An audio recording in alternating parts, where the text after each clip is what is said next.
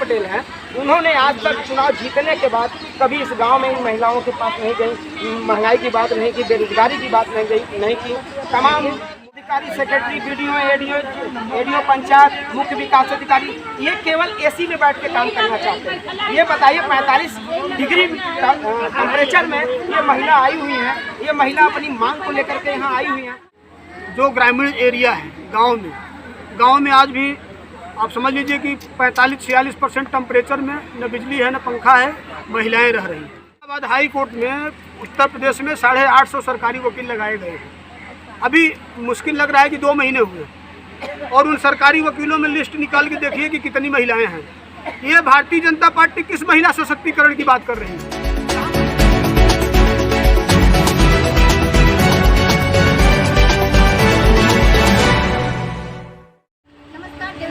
आपका स्वागत है। इसमें हम जनपद मिर्जापुर के कैलहट में यहाँ पर भागीदारी पार्टी का एक महिला सम्मान समारोह का कार्यक्रम किया जा रहा है और आप देख रहे हैं कितना भीड़ है यहाँ पे। महिलाएं यहाँ इकट्ठा हैं। हम दिखाएंगे कि जैसा आपने देखा कि महिला अधिकार सम्मान सम्मेलन का महासम्मेलन है। आप जैसा कि देख रहे हैं महासम्मेलन, महिला अधिकार महासम्मेलन का कार्यक्रम किया जा रहा है। महिलाओं के लिए कोई ऐसा नहीं किया गया कि आप 5 किलो राशन मिलता है, 5 किलो यही सब मिल जाएगा। यही कि छोड़ के हमेशा अत्याचार हो रहा है। आपका कहना है जो कि ये सरकार है, भाजपा सरकार है, नाम का है जी कोई सुविधा है। इतनी महंगा है, इतनी महंगा है कि गरीब लोग मर जाए, मर जाए। 5 किलो जितना कमाई इतना में बिक जाएगा, जितने चाहे बच्चा है बिक जाएगा। जो राजकुमार खड़े हैं उनका सपोर्ट करने के लिए खड़ी है। ये देखिए पार्वती जी जो हैं ये इनका सपोर्ट करने के लिए खड़ी है। तो आप क्यों सपोर्ट कर रही हैं? आपको क्या फ़ायदा होगा? क्या भागीदारी पार्टी भी आप इनका जो सपोर्ट है, इनकी सुविधाएं हैं, इनका ध्यान दिया जाएगा और जो किन्नर समाज से हैं उनको अच्छा ग्रेजुएशन दे करके उनको सर्विस भी दिया। भागीदारी पार्टी भी लोगों में एक उत्साह जगा रही है और सभी को लेकर के चल रही है। महिलाओं को भी, आप लोगों को साथ लेके चल रही है कि हम साथ लेकर के चलेंगे। जो पूर्वांचल अध्यक्ष देवेंद्र कुमार प्रजापति जी हैं, हम इनसे जानते हैं ये जो महासम्मेलन, महिला अधिकार महासम्मेलन कार्यक्रम करने का क्या जरूरत पड़ा? देखिए, महिला महासम्मेलन करने का कारण ये था कि मिर्जापुर जो है अति पिछड़ा, अल्पसंख्यक, इनकी लड़ाई कोई नहीं लड़ता है।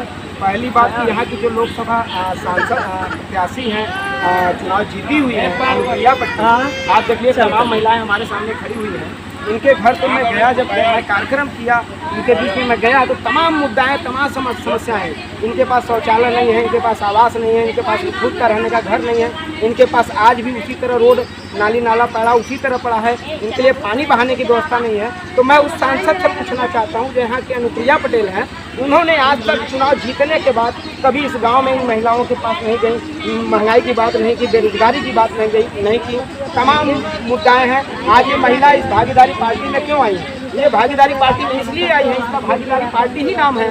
इनके हक, इससे अधिकार दिलाने के लिए हम लोग गाँव गए, तमाम समस्या मिली। इनकी थाने चौकियों पे नहीं सुना जाता है, इनका सेक्रेटरी, ब्लॉक प्रधान, जिला पंचायत, यहाँ का विधायक नहीं सुनता है। इन्हीं सब मामलों को लेकर के हम गांव गए, गांव अलग जगाए, गांव माताओं बहनों की हमने समस्या सुना। उनकी समस्या, एक पेंशन पास करने के लिए इतना पेपर लगाना पड़ता है। एक विधवा का पेंशन आज भी पूछ लीजिए, यहाँ किसी लोगों को नहीं मिला। तमाम लोगों की मुद्दाएं हैं, तमाम समस्याएं हैं। इसी को देख करके हम लोगों ने उत्तर प्रदेश के इस आपके जनपद मिर्जापुर में हम लोगों ने ये कार्यक्रम रखा। ये जितनी तमाम माताएं बहनें दिख रही हैं, इनके पास न रोजगार है, ना ही इनके पास नौकरी है, ना ही इनके पास कोई काम करने का संसाधन है, ना ही इनके पास कोई अच्छा संपत्ति है। ये बेरोजगार है। इनकी समस्याएं कौन सुने? भागीदारी पार्टी फिर चलाएगी तो इनको क्या जनता पार्टी काफी प्रयासरत रह रही है आवासीय घर में आवास योजनाएं तो बहुत सारे हैं, पर ये क्यों नहीं है?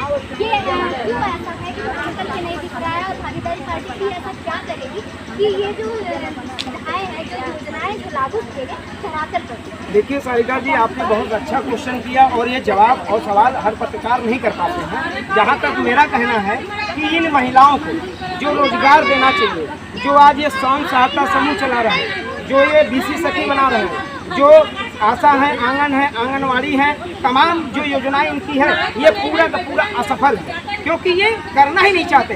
इनके आला अधिकारी, सेक्रेटरी, BDO, ADO पंचायत, मुख्य विकास अधिकारी, ये केवल AC में बैठ के काम करना चाहते हैं। ये बताइए 45 डिग्री टेम्परेचर में ये महिला आई हुई है, ये महिला अपनी मांग को लेकर के यहाँ आई हुई है। जिस दिन यह भागीदारी पार्टी की सरकार बनेगी, उत्तर प्रदेश में सबसे पहला काम हम लोग इनको आरक्षण देने का काम करेंगे। इनके जाति जुल्म अत्याचार पे हमारी पार्टी इनके लिए लड़ेगी। इनके लिए गांव-गांव में रोजगार देगा, आशाओं को हम लोग नौकरी देंगे, आंगनवाड़ी ANM को हम लोग उनकी व्यवस्थाएं देंगे।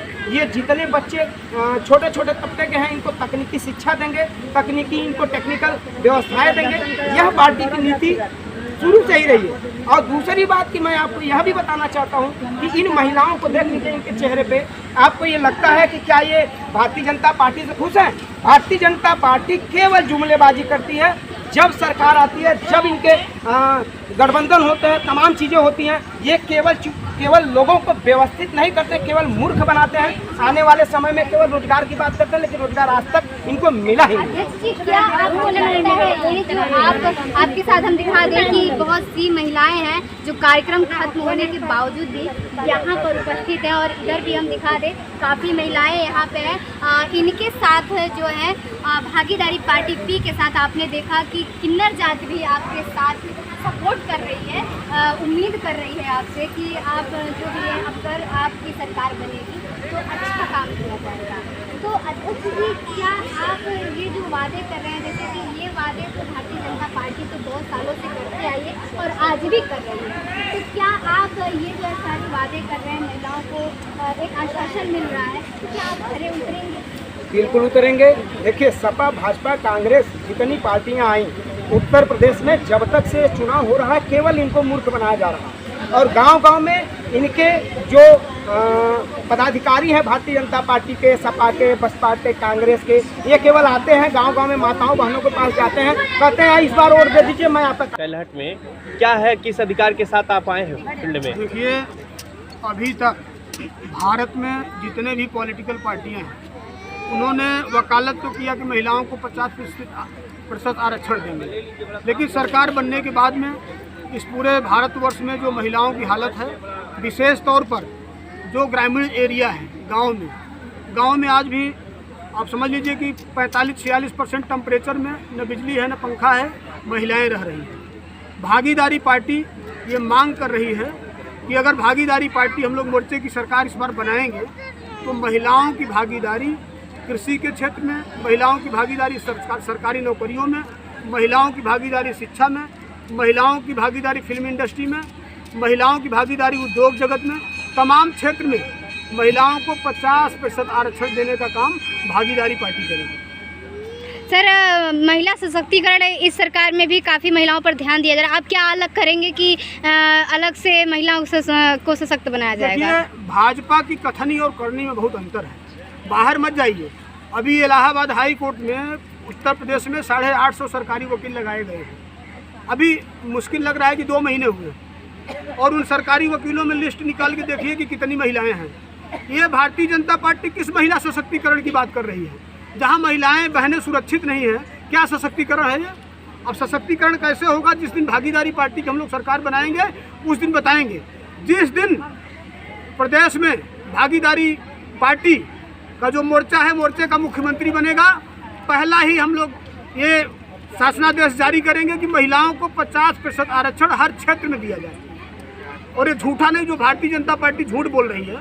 आप बताइए, हम कहते हैं मिर्ज़ापुर में हैं, ये मिर्ज़ापुर जिला है, और बड़ी बात यह है कि हमारी बहन अपना दल की यहाँ से सांसद हैं।